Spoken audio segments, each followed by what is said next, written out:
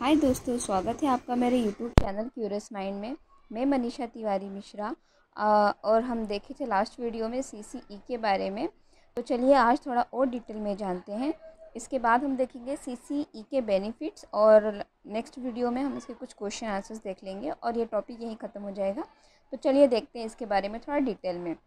Continuous comprehensive assessment aimed to achieve qualitative education and meet the following objectives of all aspect of learning। तो जो continuous यानी निरंतरता है, comprehensive जानने की जो मूल्यांकन है, निरंतर समझने और जानने के जो मूल्यांकन है,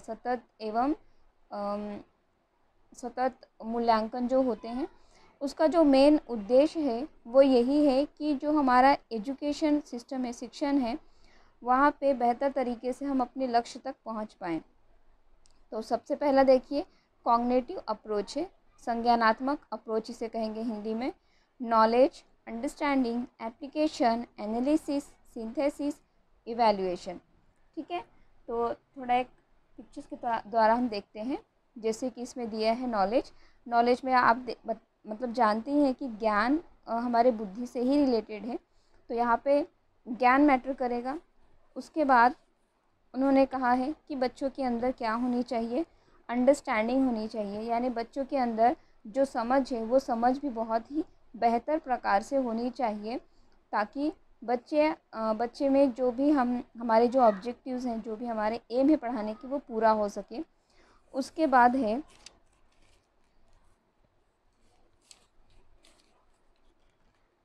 हम देखेंगे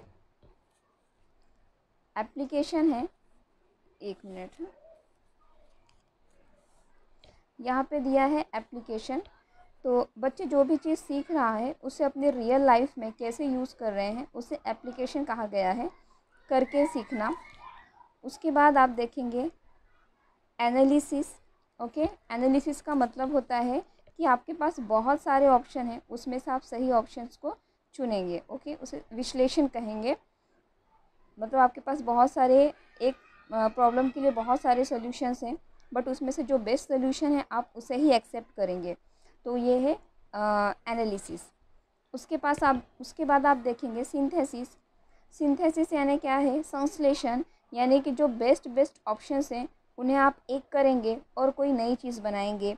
जैसे कि सिलेक्टेड चीज़ों को जोड़ के ही आप कोई नई चीज़ें करेंगे, तो उसे कहेंगे सिंथेसिस। उसके बाद आप देखेंगे इवैल्यूएशन। ठीक है, टीचर्स का इवैल्यूएशन भी बहुत ज़्यादा ज़रूरी है ये समझने के लिए कि बच्चे का एम कितना पूरा हुआ है और कहाँ तक पूरा हुआ। ठीक है, तो कल हमने देखा था formative and summative assessment. Formative assessment मतलब हर एक मंथ में एक बार होता है। FA1 एंड FA2 के बाद SA1 होता है और FA3 और FA4 के बाद SA2 होता है। ओके, तो इस तरीके से इवैल्यूएशन लिए जाते हैं स्कूल्स में, ताकि बच्चों को सारी चीज़ें प्रॉपर तरीके से समझे। उसके बाद आप देखेंगे इफ़ेक्टिवनेस। ओके, इफ़ेक्टिवनेस का मतलब होता है कि प्रभावशाली या असरदार। तो इसमें क्या है, एक्सेप्टिंग है, responding, assimilating, thinking, organising, specialisation of value group.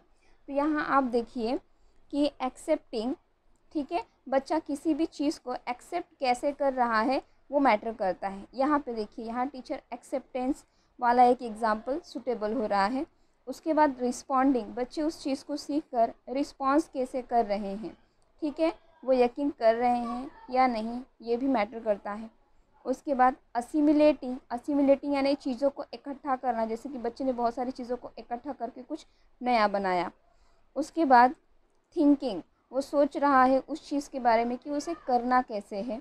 Organising, उस चीज़ को अप्लाई करना, ऑर्गेनाइज करना, करके देखना उस चीज़ के बारे में। Specialization of value of group, यानी अपने जो ग्रुप है उनमें स्पेशल होना या फिर उसकी खासियत को जानना, अपने ग्रुप की खासियत को जानना और उसमें से कुछ नई चीज़ों को सीखना, उसे ही कहा गया है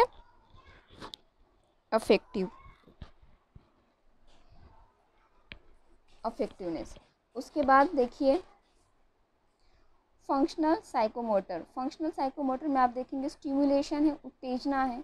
ओके, कंट्रोल, बच्चे अपने आप को कैसे एक केंद्रित करते हैं वो मैटर करता है। साइकोमोटर मतलब होता है मनोप्रेरित और फंक्शनल क्रियात्मक। ओके, तो स्टिमुलेशन की उत्तेजना कैसी है, वो किस तरह से अंदर से इंस्पायर होते हैं, इस चीज़ को मैटर करना है। कंट्रोल, वो वे अपने आप को किस तरीके से केंद्रित कर पाते हैं वो मैटर करता है।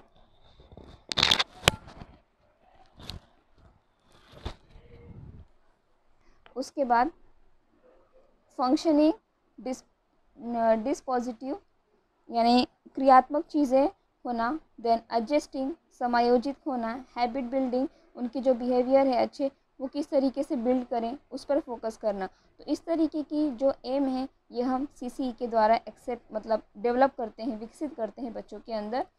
The objectives behind creating the continuous comprehensive evaluation CCE pattern were, यानी कि जब हम सीसीई यानी कंटिन्यूअस कॉम्प्रहेंसिव इवैल्यूएशन जब हम पैटर्न लाते हैं तो उसके पीछे का उद्देश्य क्या है ये देखेंगे।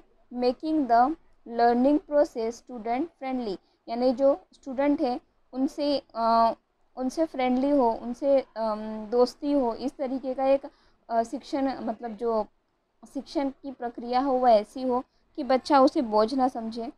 Reducing the difficulty level of learning, यानी जो पढ़ाई की जो कठिन स्तर होता है उसे कम करना। डायग्नोजिंग लर्निंग डिफ़िकल्टीज़, यानी जो भी उनके अंदर पढ़ने शिक्षण से रिलेटेड जो भी कठिन या कठिन चीज़ें आती हैं या डिफ़िकल्टी होती है, कठिनाइयाँ होती है समझने में, पढ़ने में, उसे नैदानिक तौर पे उसे सॉल्व करें या उसे निकालें नैदानिक मूल्यांकन का उपयोग करके। एम्फसाइजिंग स्टूडेंट सेल्फ इवैल्यूएशन, बच्चों को इस काबिल बनाना कि वे अपने खुद का मूल्यांकन खुद ही कर लें। तो ये हमारे एम है सीसीई के, यानी उसे करने के पीछे के उद्देश्य क्या है। To make a fair judgement and take timely decisions, यानी कि उन्हें एक सही तरीके से न्याय दें और उन्हें टाइम से एक अच्छे तरीके से विचार करने दें। फॉर लर्नर्स ग्रोथ, उनके ग्रोथ के लिए, उनके मतलब प्रगति के लिए अच्छा डिसीज़न लें कि किस तरीके से बच्चों को और अच्छे तरीके से पढ़ाया जा सकता है। Learning process, learning phase and learning environment, यानी जो पढ़ाई की प्रक्रिया है उस पर फोकस करें। लर्निंग स्पेस यानी जो टाइम है उसे अच्छा निकालें। एंड लर्निंग इन्वायरमेंट, जो पढ़ाई का इन्वायरमेंट है हमारा वातावरण है उसे सही रखें। To use the evaluation process for improving students' achievement through detection and correction, यानी कि सुधार और खोज के द्वारा सुधारना, यानी बच्चों के अंदर किस चीज़ की कमी है इसे खोजना और उस पर मूल्यांकन के द्वारा सुधार करना, यही इसे ही इम्प्रूव करना है हमारे इस मूल्यांकन की प्रक्रिया में। एम्स ऑफ सीसीई इवैल्यूएशन, तो इसका एम क्या है। एम का मतलब तो आप जानते ही हैं कि इसका उद्देश्य क्या है इस मूल्यांकन का, सीसीई मूल्यांकन का। The main aim of CCE was to assess every aspect of the child during their presence at the school, यानी कि जो बच्चे के सारे जो भी उनके पहलू हैं उसे जानना जब बच्चा स्कूल में है, और यही उनका सबसे बड़ा उद्देश्य होता है। CCE helps in minimising the stress on children, तो सीसीई मदद करता है जो बच्चों के अंदर स्ट्रेस या टेंशन होता है उसे कम करने में।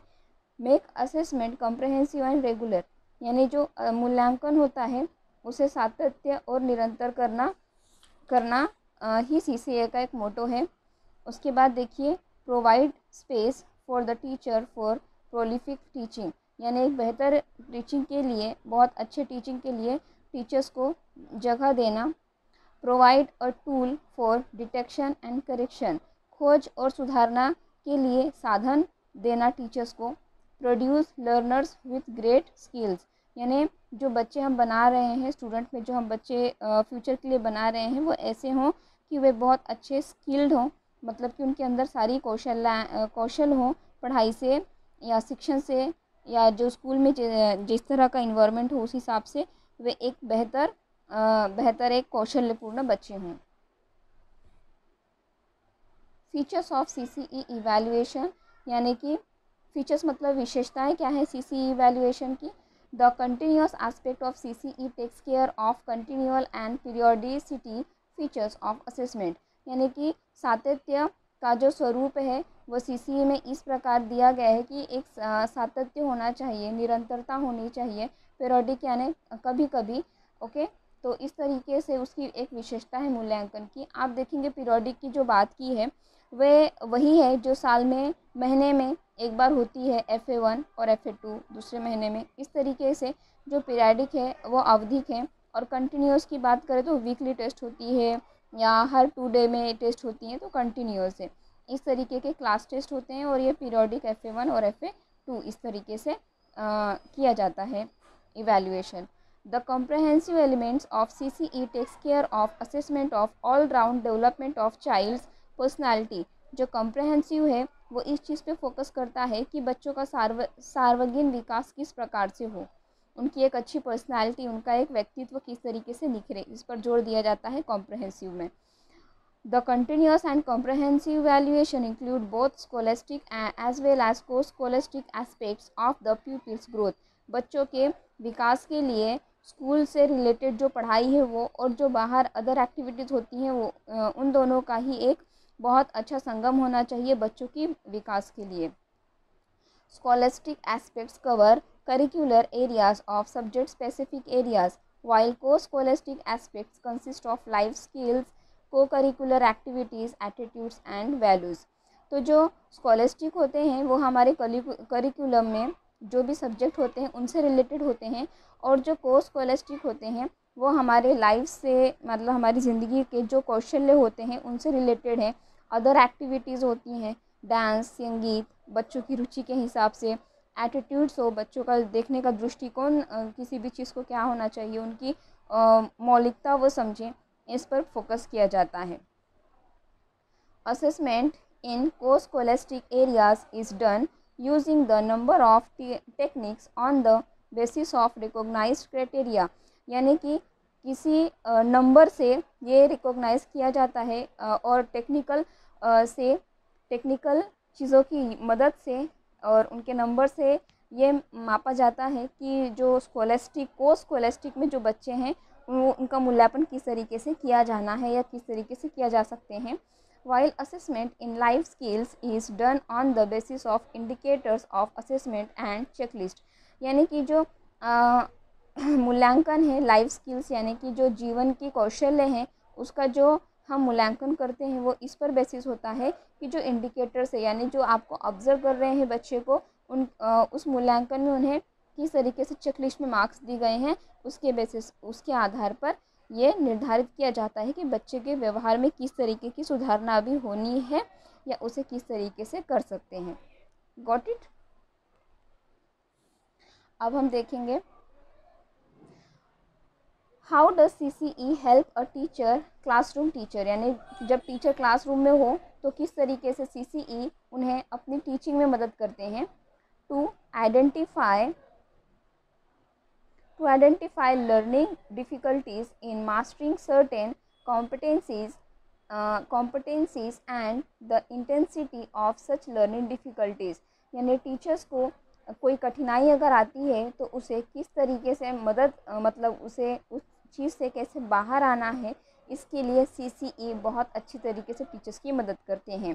To improve students learning through diagnosis of their performance, बच्चों के नैदानिक मूल्यांकन के द्वारा उनकी जो रोज़मर्रा की जो दैनिक उनकी परफॉर्मेंस होती है, परफॉर्मेंस का मतलब आप समझते हैं उनका व्यवहार, उनकी जो कार्य करने का कौशल है उसमें किस तरीके से सुधारना की जाए, इस पे भी टीचर्स अच्छी तरीके से विचार करते हैं या अपनी अच्छी खासी प्लानिंग करते हैं।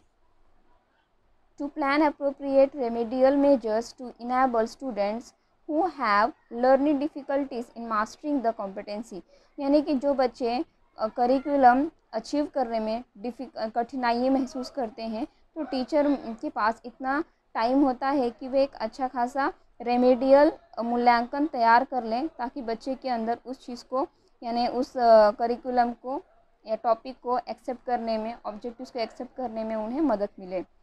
टू इम्प्रूव और alter instructional strategies to enhance the quality of teaching, यानी कि हमारी जो टीचिंग की जो शिक्षण की जो गुणवत्ता है उसे बढ़ाने के लिए एक निर्देशात्मक जो एक संरचना है उसे किस तरीके से अच्छी तरीके से बनाएं, उसे सुधारने के लिए मदद करते हैं। To decide upon the selecting of various media and materials as a supportive system in mastering the competencies, यानी कि किस तरीके से एक अच्छी टीचिंग के लिए टीचर्स मीडिया या टीचिंग मटेरियल की मदद से एक बेहतर पढ़ाई या बेहतर शिक्षा कर सकती हैं क्लासरूम में।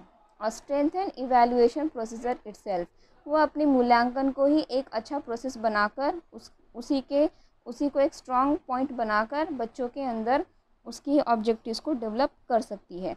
तो आई होप आपको ये समझ में आ गया है।